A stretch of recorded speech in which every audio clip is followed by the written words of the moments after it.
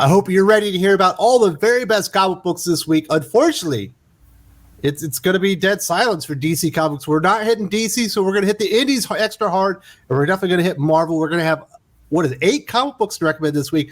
Obviously, here with me is my good friend Drew from Comics League. How you doing, Drew? Doing great, Wes. Thanks for having me. Let's talk some comics. Love it. Absolutely. Well, congratulations. I understand your Kickstarter just went over 55,000. That's a big number. That's correct, Wes. Yeah, thank you. Yeah, Cat Fight versus Naughty and Nice finally crossed 55,000. 4 days left. You can still get in on it. We still have one more cover to drop. We're going to be dropping that probably sometime today or tomorrow. But yeah, it's pretty hot. Absolutely. So let's hit the indie scene first. Obviously, we're big indie fans. And if you're like, hey, you guys only did Image last week, there isn't an Image comic on here. We're going to talk about 4 different comic books. My personal recommendation, at least my first one, is from Valiant Comics. Yes, I crap on Valiant a lot, but Shadow Man has been excellent. Issue 5 was just as good as the rest. Cullen Bunn kind of changing my mind here with Pedro Andreo on art. We did have John Davis Hunt, I believe, before that. A little bit different flavor as far as the art.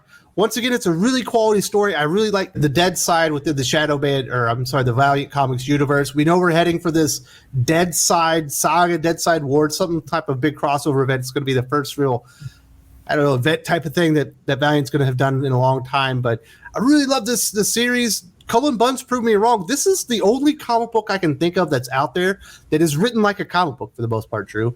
Every issue, you get a beginning, a middle, and an end. Now, there's a bigger overarching story going on, but every single issue, you get a complete story. That is absolutely true. And in my opinion, this is the best work from Cullen Bunn right now. Probably some of the best he's done in a long time. And I'm actually enjoying Shadow Man. I've said before, I've never really understood Shadow Man until recently. I'm digging it, this whole series. And I got it here in my backpack. I haven't read issue 5 yet, but I'm sure, beyond a shadow of a doubt, I'm going to enjoy this issue. Absolutely. You are going to be very happy with that one. I know I was, and I love Valiant Comics. I wish we got more comic books from Valiant of this quality, but I will take what I can get, sir. At this point, yeah, absolutely. Absolutely. Valiant's just, it's in a weird place. The other comic book I have to talk about is from AWA. It's Crimson Cage #2. John Lee's Alex Cormack on the art on this one. I love old school wrestling. I grew up on the NWA first. The first thing my first memory of wrestling is seeing a fat man walking around with his crutches and 4 guys grabbing him, throwing him on the hood of a car, and then breaking his leg again with his own crutches. Of course, now, I figured out eventually it was the 4 Horsemen were beating up Dusty Rhodes. I've been a fan ever since. And Crimson Cage, as far as all my wrestling stuff, it hits every one of my buttons, all the things I love. The writing is really, really slick. They're incorporating this kind of really cool horror element with some magic into it. And I really like what AWA is doing. They do have a shared universe thing, but this right here, Crimson Cage, is the best comic book I've read from AWA, and that includes Erratic, which I loved. Yeah, Erratic was really good. And I read issue 1. I think I need to read it again because I really didn't understand what was going on in issue 1. I think maybe I was in a bad spot that day. Are you not a wrestling fan? Oh, I'm an old school 80s and 90s wrestling fan. Yeah. I love those. That's my time.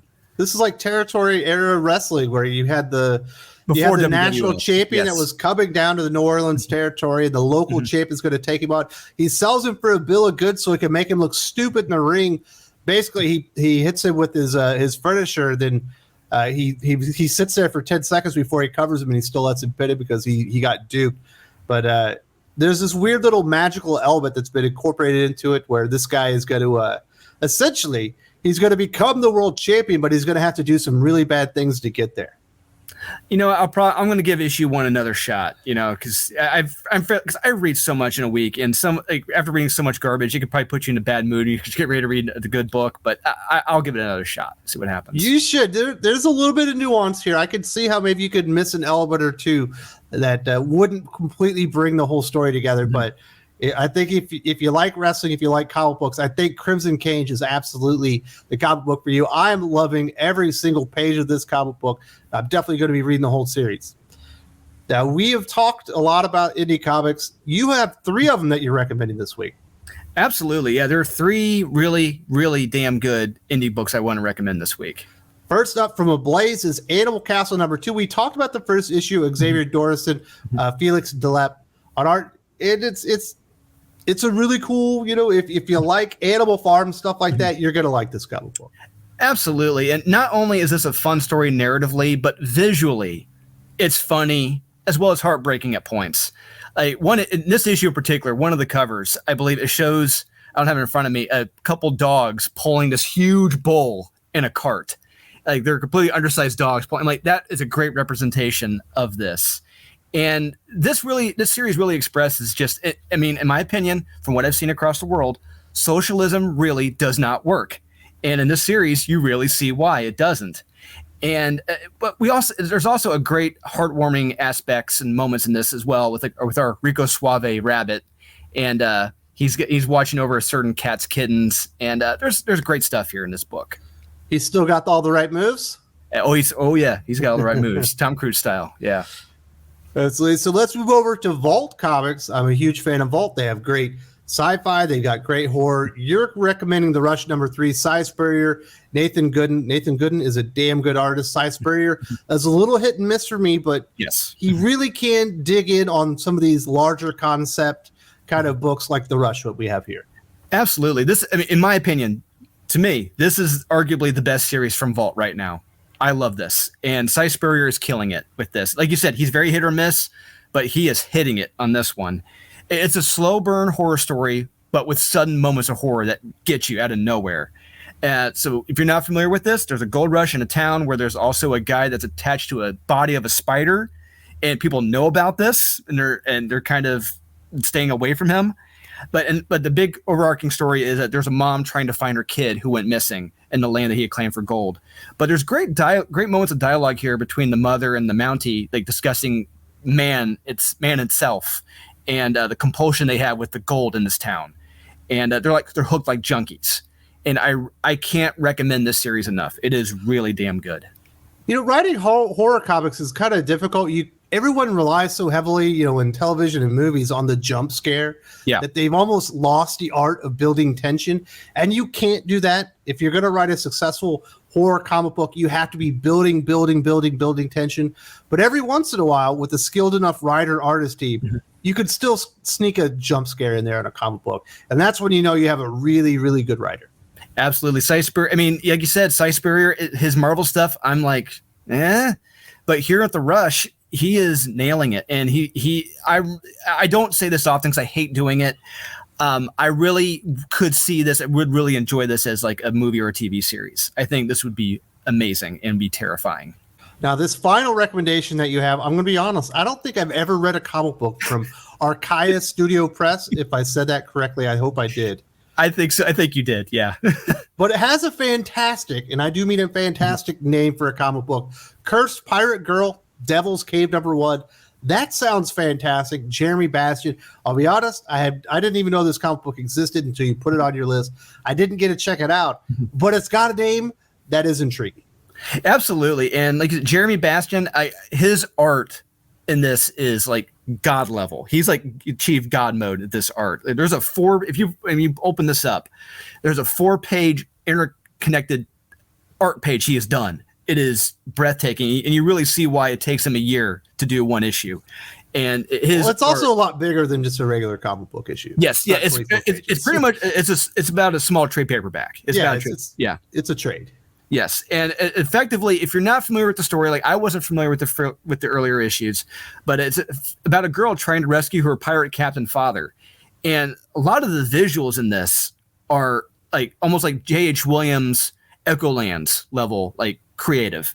Like you have frogs dressed up as knights fighting each other. It's crazy visuals, and the story can be confusing at points, but just enjoy it for the art.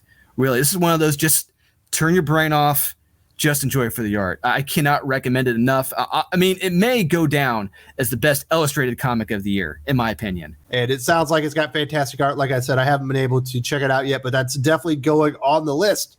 Now let's move over to the other half of the big two. Like we said, we're not hitting any DC other than making fun of Green Lantern right there. Yes. So we're going to hit some Marvel here. In my opinion, Marvel's got some pretty decent titles out there, but there's one ongoing. But really, there's two, and we're going to hit both of them. But the one ongoing, I think, is just really great if you're a comic book fan. You're like, there's nothing out there for me. I do think Jed MacKay's Moon Knight, we get issue number 7 this week. I think a lot of people, if they haven't been reading it, don't realize there probably is a comic from Marvel that is written for you, and I think that you will like it. This week, we get Federico Sabatini on art. I think it had been Alessandro Capuccio up to this point. Yeah. That's unfortunate because I really do prefer the other artists, but this is still really good. And we're finally kind of moving into this next, I don't know, chapter of this story that Jed MacKay is setting up with Moon Knight. I really like what he's doing with the character. Mark Spector is a really interesting, damaged kind of goods kind of character. Where obviously we got the trailer from Disney Plus. It feels like Moon Knight's going to be important at least for the next year, maybe or so. I love this series. Absolutely. I love this series too. I remember issue 1, I was kind of like, yeah, it's good, but I hope it gets better. And it got better.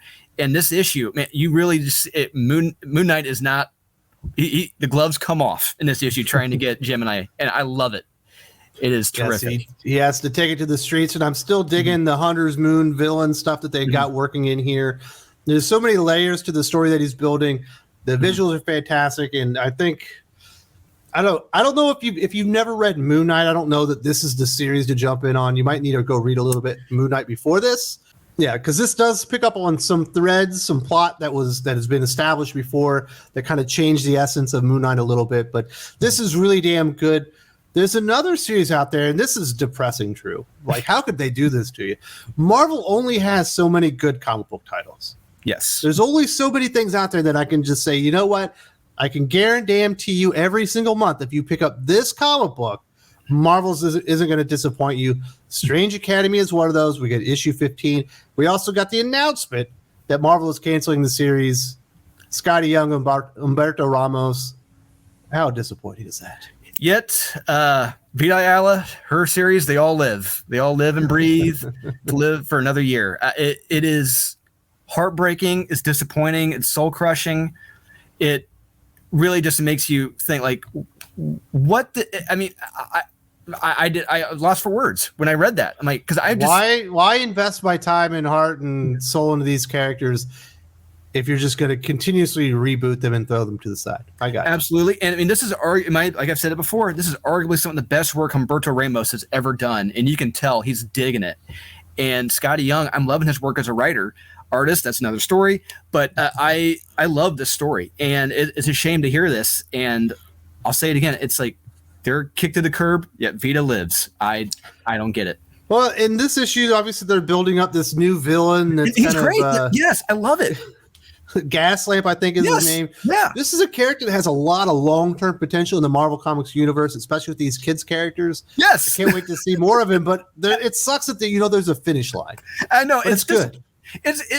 What's great about this, what Scotty Young has done too, what he's tapped in with the gas lamp and what he's doing with the wishes, like kind of like how we're seeing it spread to the other kids, like it's treated like a drug almost, like performance enhancing drugs with the kids in school, which is a great concept for it. And it's soul crushing, disappointing that it's coming to an end so soon. I hate it. But definitely go in there. If you've been reading it, definitely see it to the end. You're definitely going to think it's worth your time. It sounds like there's going to be another series, but I will be shocked if it's got Scotty Young and Humberto Ramos on it. Yeah. I imagine they're going in another creative direction with the new team. So enjoy it while it lasts. Yeah, nothing gold can stay. Nothing gold can stay. And there were a couple other Marvel titles that we wanted to hit on just real quick. We've got the Devil's Reign event going on. We got Villains for Hire #1. When this one caught me off guard because I had already read Devil's Reign X-Men, Devil's Reign, whatever else came out this week, and I hated them.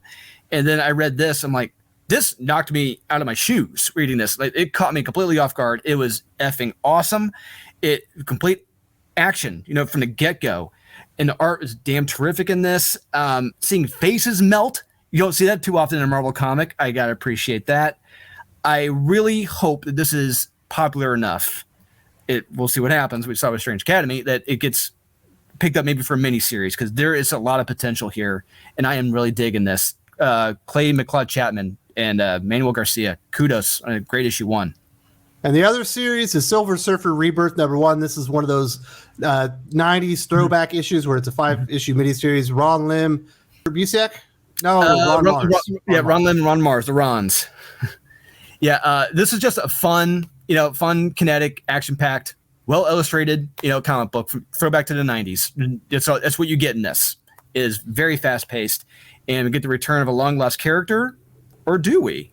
And it's just 90s fun here. You're going to enjoy this. Fun escapism. All right, so if you are a DC Comics fan, I'm sorry. It was DC Cringe Week. There was so many bad comic books. I'm not even going to talk about the few that weren't bad, but there was a lot of bad stuff. Yeah. Shocker, tomorrow's Worst of the Week. We're going to talk about 2 DC comics, but there are plenty of indie comics. They're not all from Image. We got a lot of stuff from other titles. Valiant Comics, AWA, Ablaze, Vault Comics, and Archaea Studio Press. So go check those out. Support the good comics. Don't be reading DC this week because this is not the week for you. That was 2 weeks ago, the very first week of the month. Everything was good, and this week it was all crap, but there's a lot of good stuff out there. Drew, congratulations once again on your Kickstarter campaign. Really appreciate that, and I'll see you next week. Thank you. See you next week, man.